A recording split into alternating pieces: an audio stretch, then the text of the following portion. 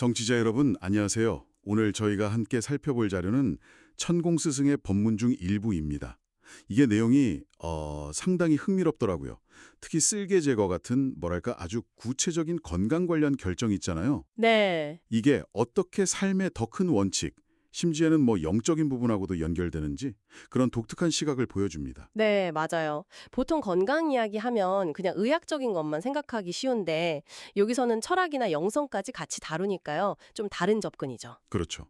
그래서 오늘 저희 목표는 이 글에 담긴 핵심 주장들, 그 아이디어들을 좀 명확하게 풀어보고 이게 우리가 질병을 보거나 건강 결정을 내릴 때 어떤 점을 시사하는지 한번 같이 파헤쳐보는 겁니다. 네, 단순히 정보 전달을 넘어서서 이게 우리한테 어떤 질문을 던지는지 그런 것까지 생각해 보면 좋겠네요. 좋습니다. 자, 그럼 한번 본격적으로 시작해 볼까요? 우선 가장 그 기본적인 비유부터 시작을 하죠. 우리 몸에 그 오장육부 있잖아요. 한의학에서 말하는. 네, 오장육부. 이게 지구의 5대양 6대주랑 서로 상응한다. 이런 개념이에요. 아하. 그리고 마치 큰 나무가 뿌리, 줄기, 가지로 각자 역할이 있듯이 사람도 다 자기 역할이 있다는 비유도 나오고요.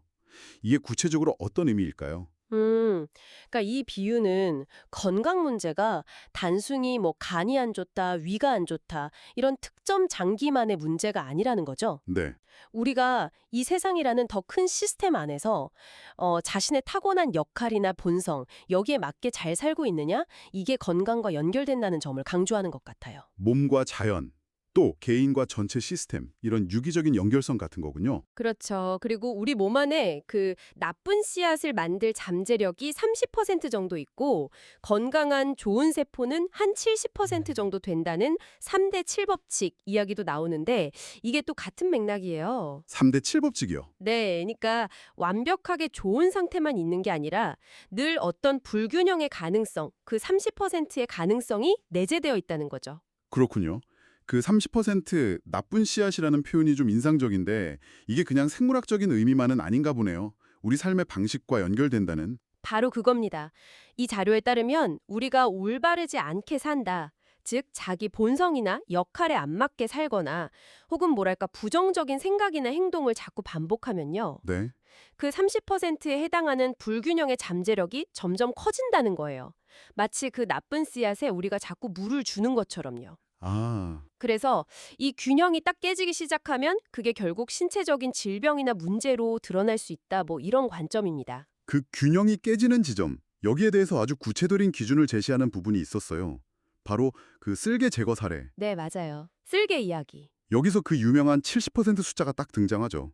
이 기준 좀 더 자세히 설명해 주실 수 있나요? 네, 쓸개 손상 정도를 예로 들면서 만약 70% 이상, 예를 들어 뭐 70%나 80%가 손상됐다.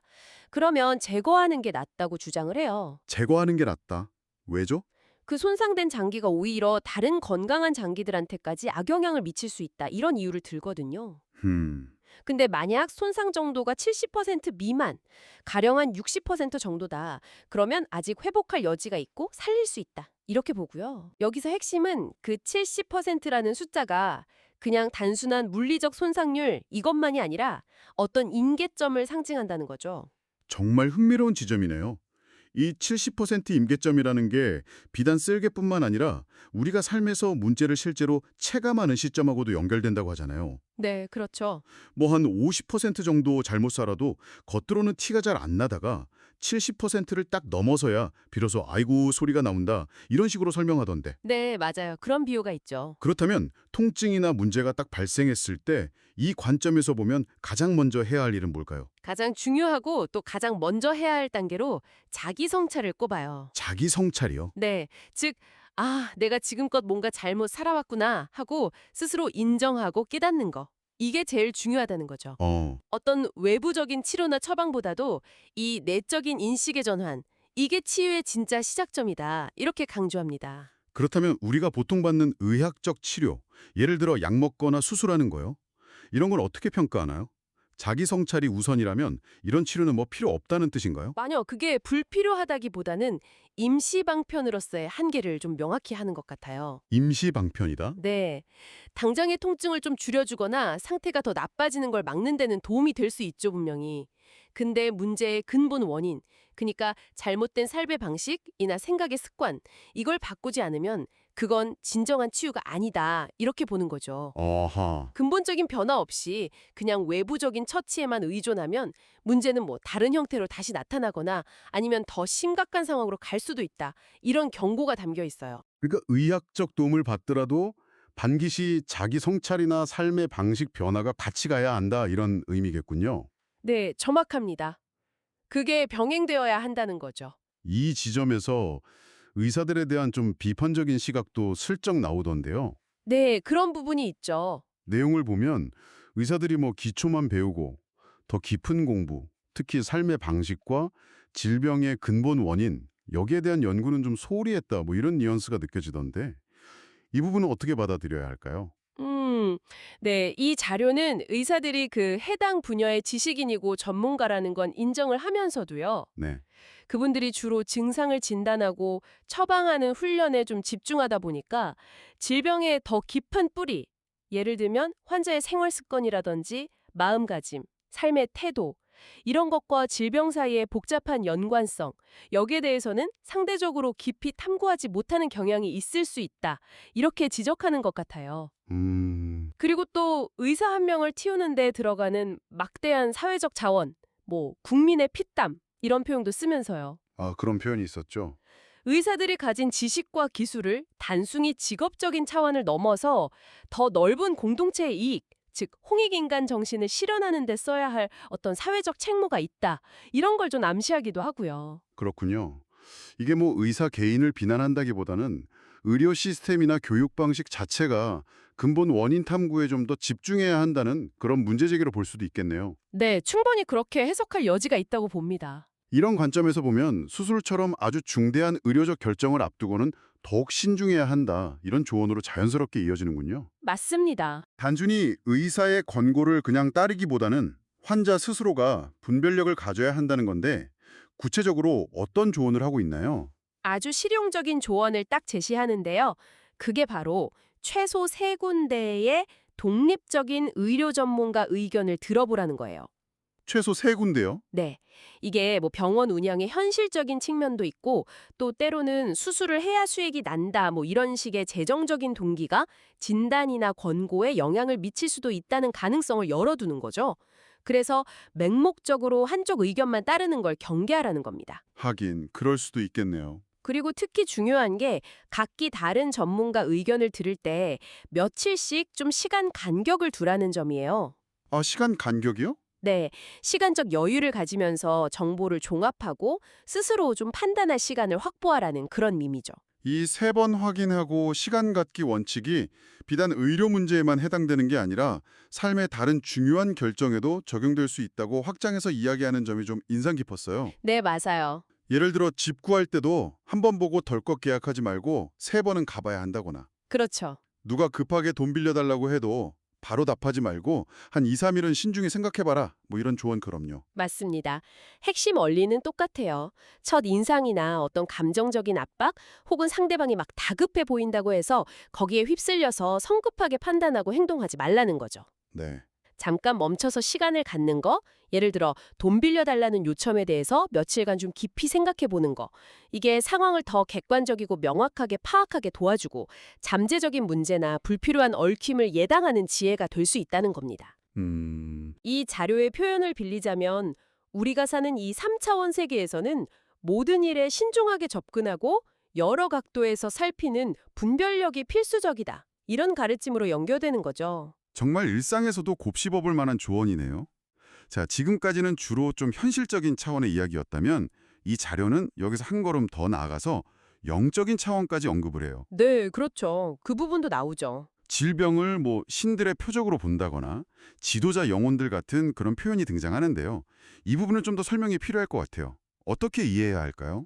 네, 이 부분은 질병이나 삶의 시련을 단순히 그냥 물리적인 현상이나 심리적인 문제로만 보지 않고 뭔가 더 깊은 차원의 의미나 메시지가 담겨 있을 수 있다는 가능성을 제시하는 거죠. 더 깊은 의미요? 네, 특히 그 홍익인간의 뜻을 따르는 지도자 영혼들 이렇게 지칭되는 사람들 있잖아요.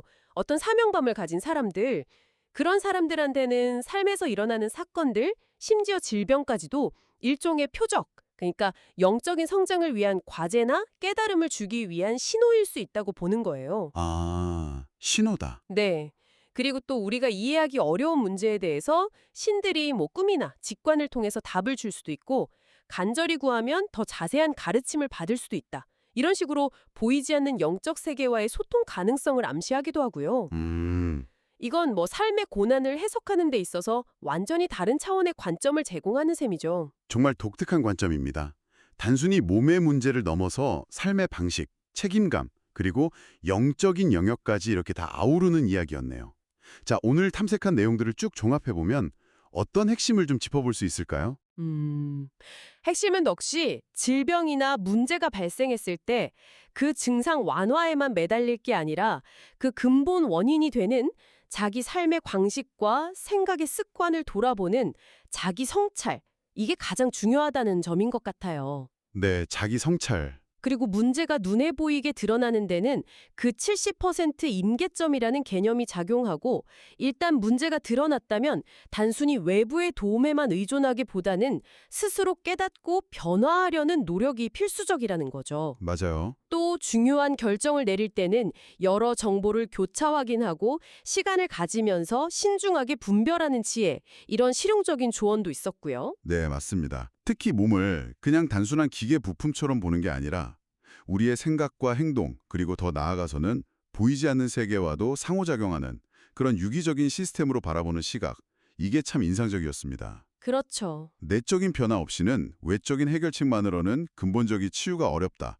이 메시지가 강하게 다가오네요. 네, 증상 너머의 원인을 파고들고 개인의 책임을 강조하면서 건강 문제를 삶 전체의 맥락 속에서 이해하려는 시도, 뭐 이렇게 볼 수 있겠습니다. 확실히 여러 가지 생각을 하게 만드는 시간이었습니다.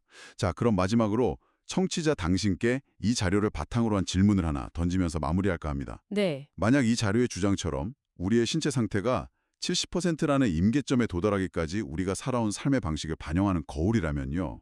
그 명백한 통증이나 질병이라는 어이고 소리가 나오기 전에 우리 몸이나 삶이 보내고 있을지도 모르는 더 미묘한 신호들 있잖아요. 예를 들어 한 30%나 50% 수준의 불균형을 암시하는 신호들. 그건 과연 무엇일까요? 그 전 단계의 신호들? 네. 그리고 우리는 어떻게 하면 그 초기 경고음에 더 민감하게 귀 기울이고 또 반응할 수 있을까요? 한 번쯤 깊이 고민해 볼 만한 질문인 것 같습니다. 오늘 이 깊이 있는 탐구에 함께해 주셔서 감사합니다.